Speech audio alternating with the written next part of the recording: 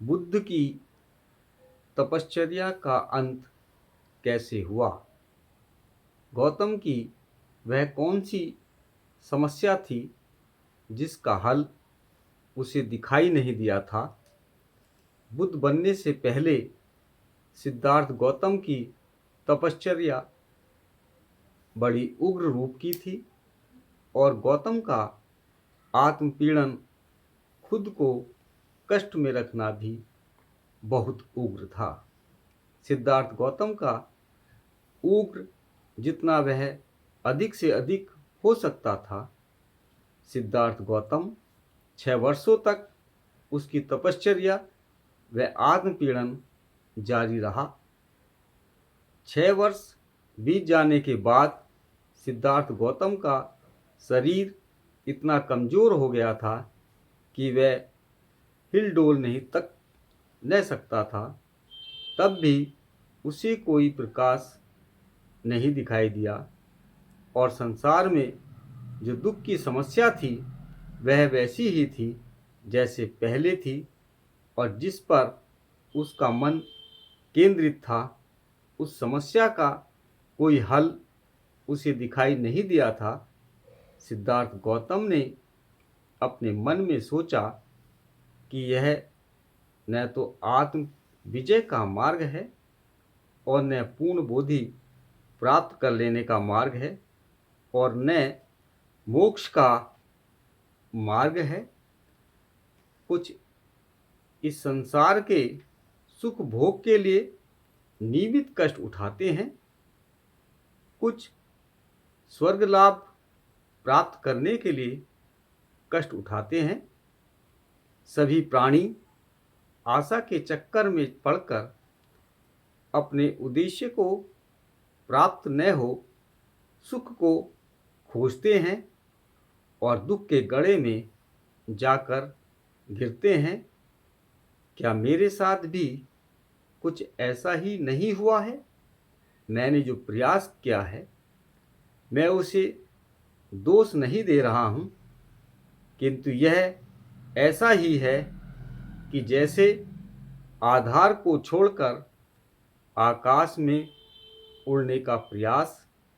मैं पूछता हूँ कि क्या शरीर का अधिक से अधिक उत्तापन धर्म हो सकता है? क्योंकि मन की प्रेरणा से ही शरीर या तो कार्य करता है अथवा कार्य करने से विरत रहता है। इसलिए मात्र केवल मन की साधना ही योग्य है। यदि केवल शरीर की ही बात होती तो शायद भोजन की शुद्धि से ही पवित्रता आ सकती, किंतु जो करता है वह मन है और जो मन है उसका भी तो प्रश्न है। लेकिन यह सब किस काम का है जिसके शरीर का बल जाता रहा, जो भूख तथा प्यास से परेशान है, जिसका मन थकावट के मारे एकाग्र और शांत नहीं है। ऐसे आदमी को कभी नया ज्ञान प्राप्त नहीं हो सकता। जो पूर्ण रूप से शांत नहीं है वह ऐसे उद्देश्य को जो चित्त द्वारा ही प्राप्य है कैसे प्राप्त कर सकता है? सच्ची शांति और चित्त की एकाग्रता शरीर की आवश्यकताओं की पूर्ति से ठीक ठीक प्राप्त हो सकती है। उस समय उरुवेला में सेनानी नाम का एक गृहपति रहता था। उसकी कन्या का नाम सुजाता था। सुजाता ने न्यायग्रोध वृक्ष के प्रति मिन्नत मान रखी थी और यदि उसे पुत्र प्राप्त होगा अर्थात पुत्र लाभ हो तो प्रति वर्ष भेंट चढ़ाने का संकल्प किया था। क्योंकि उसकी इच्छा पूर्ण हुई थी, इसलिए उसने अपनी दासी पूर्णा नाम की दासी को पूजा स्थली तैयार करने के लिए भेजा था। सिद्धार्थ गौतम को नयग्रोध वृक्ष के नीचे बैठा देख पूर्णा ने सोचा, आज वृक्ष देवता ही साकार हो गया है।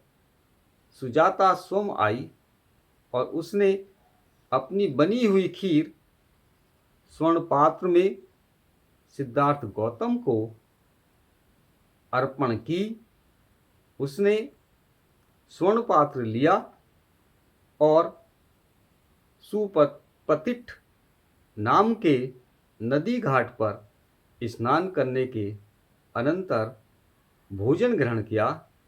इस प्रकार उसकी तपश्चर्या का अंत हुआ।